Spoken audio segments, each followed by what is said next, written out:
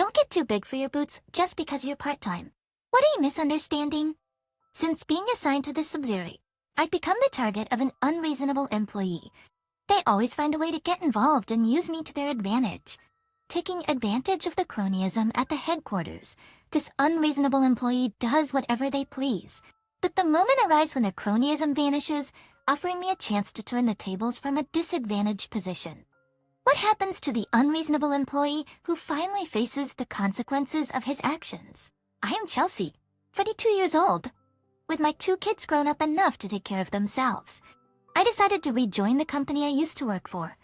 I'm an employee at the headquarters. One day, I was assigned by my boss to go to a subsidiary as a trainer. I had experience leading juniors and managing team members, but this was my first time going to a subsidiary and I was quite nervous. However, I was determined to do my best, knowing the responsibility was entrusted to me. As on my first day at the subsidiary, I was shown around and the place was bustling with activity. When I approached what seemed to be a senior manager, he said, "Oh, are you the new person? Sorry, but we're swamped right now, so just a quick hello will do." And he directed another employee to greet me. It seemed there was another new person besides me, and we greeted together. Wait! Wow, what, Sarah? No one told me about anyone new coming. But then a somewhat angry man blurted out. This man was the unreasonable employee. Jake, around 50 years old, seemed like a long-time employee. He was self-centered, doing whatever he pleased without regard for others, and short-tempered, making him unpopular. His disheveled hair, crooked tie, and worn-out suit and shoes made me wonder how he managed in sales. "Nice to meet you." I reintroduced myself, and everyone but Jake responded. Jake was in sales, often away from the office, which probably explained why he hadn't heard about me. His lack of knowledge might also be due to his disconnection from part-time administrative staff and trainers. Oh, another half-baked hire. I wouldn't like you always have to prove your worth at home. Or worst, oh God no! What? Did Jake rudely remarked?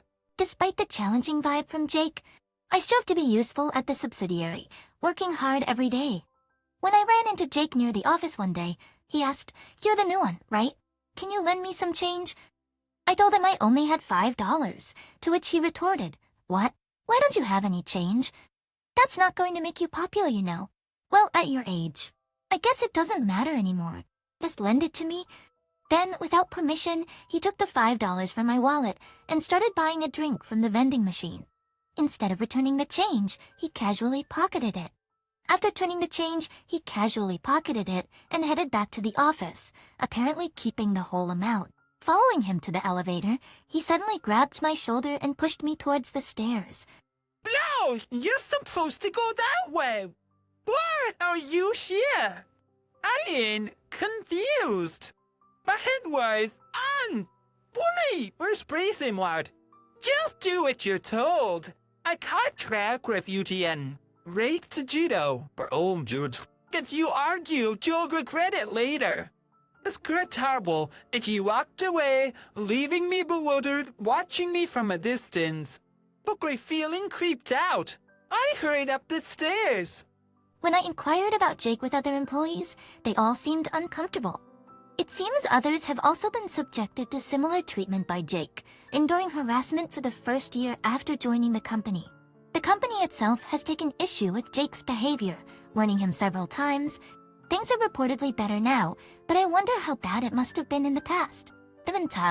Even now. Jake's words and actions often push me to the brink of despair. Why doesn't he stop, even after being cautioned by the company? Apparently, Jake sees his behavior as some sort of initiation right for joining the company. It baffles me why someone like him is still employed here.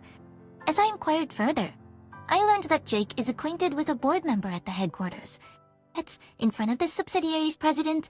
Jake acts like a good guy, and any complaints about him are dismissed, seemingly due to cronyism, as other employees have resignedly noted. One day, as I was leaving the office, I bumped into Jake in the parking lot. "Day, huh?" I said, trying to pass by. Hey, hold on a sec. Vänta, Brandy. As I replied, "Would you like some coffee?" I asked with a smile. I can't drink black coffee. The vending machine only has black coffee. I can't believe it. Last time I had to buy water, but I really prefer sweet drinks. Jake started. Oh, right. He said, and I was about to object that it wasn't my job, but Jake hurried off to work, saying he was busy. The next day, Jake seemed busy and left the company before the morning assembly. As an outside salesperson, Jake was rarely in the office. When he returned, it was usually after I had left for the day, so I was relieved to have less interaction with him. On a rare day Jake was in the office, I pointed out something that had been bothering me. His unkempt appearance, whether he was unaware or simply didn't care. Either way, it was unacceptable for a salesperson. Excuse me, that's coming undone. What? Answer that speaking. Me wearing something worn is a badge of how hard I work. The 10 enders a crack theory. It's intentional. Just like I am busy, right? He was so mistaken. Personal freedom aside, salespeople should maintain a neat appearance for a better work impression. Just a personal opinion, I suggested, and Jake retorted. Aren't you an old woman? This is why I hate women. I's always busy with part-time work and household stuff, saying she's busier than me, who's working full-time. He shouted angrily.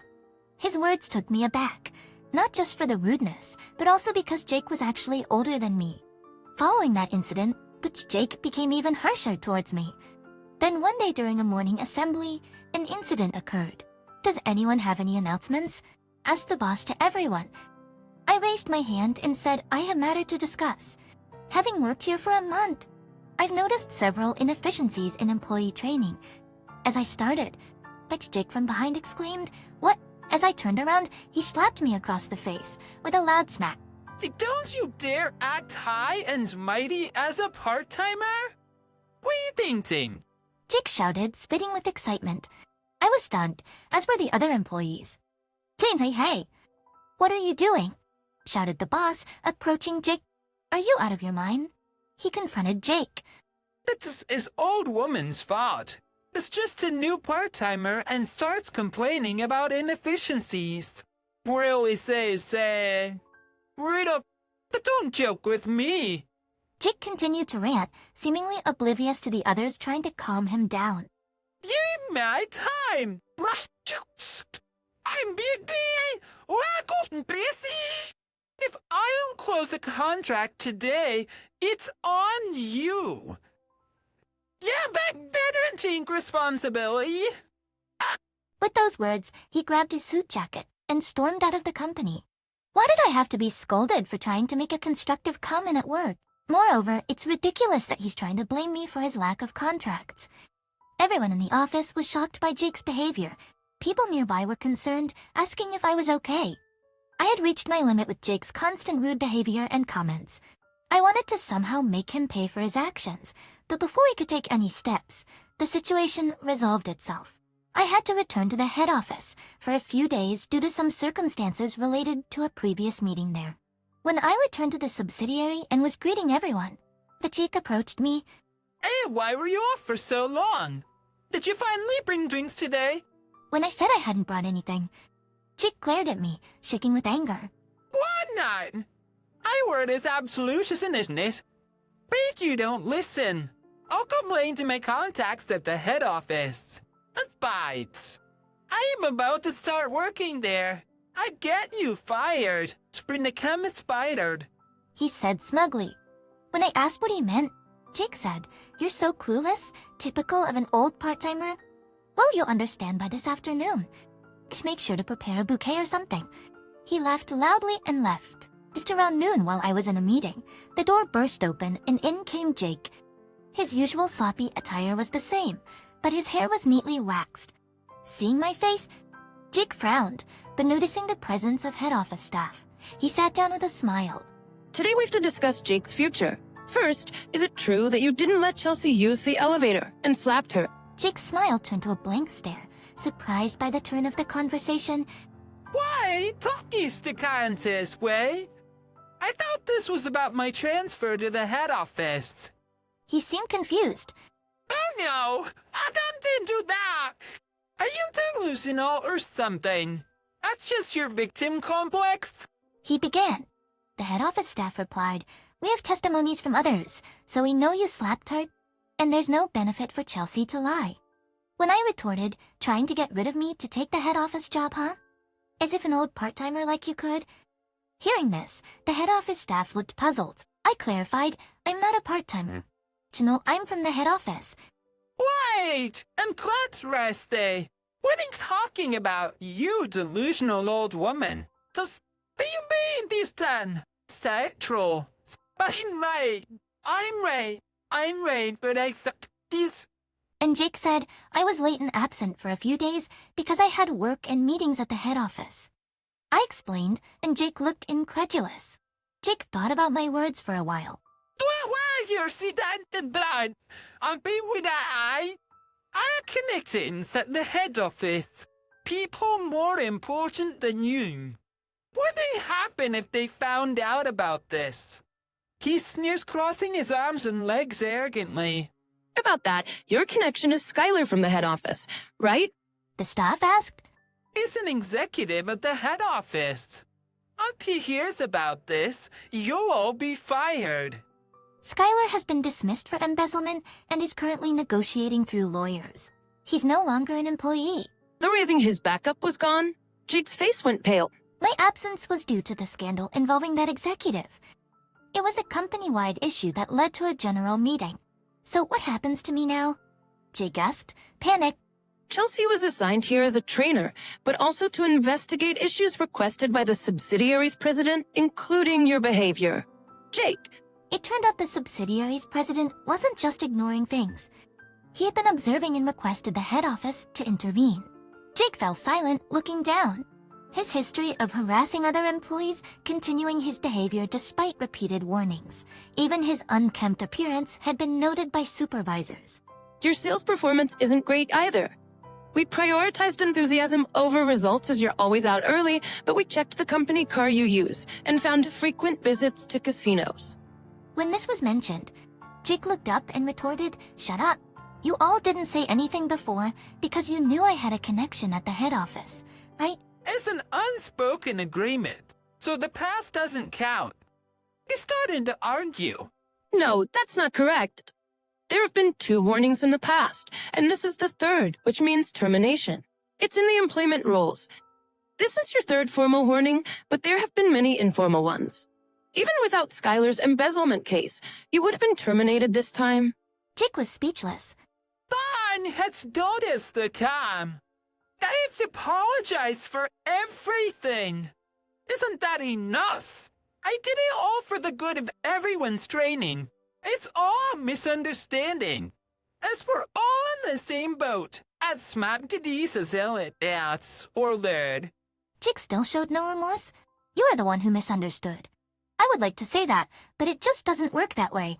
Even if you thought it was for the best, the outcome was different. Everyone has been telling you that, and you're not in a position to educate others. First, fix your appearance before telling others what to do. After I said that, Jake had nothing more to say. Eventually, due to his incompetence and lack of cooperation, Jake was terminated with his last day set for a month later. Every day, he just sat in front of the computer, doing nothing, since he had no work to pass on after spending his days at the casino.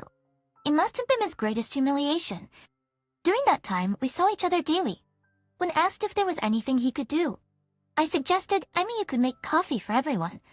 Can you drink coffee? And Jake asked, I can't actually. I could read.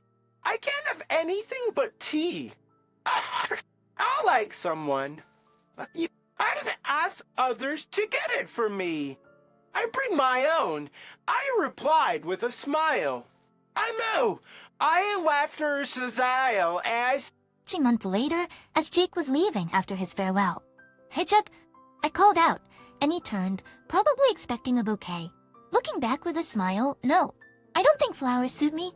He started to say, "Please return the $5 you borrowed. You were... I cut him off. He was surprised but quickly took out $5 and handed it to me. If you don't even do household chores or childcare, what's the point of being married? And now your wife might leave you since you've lost your job. I hope you find your worth.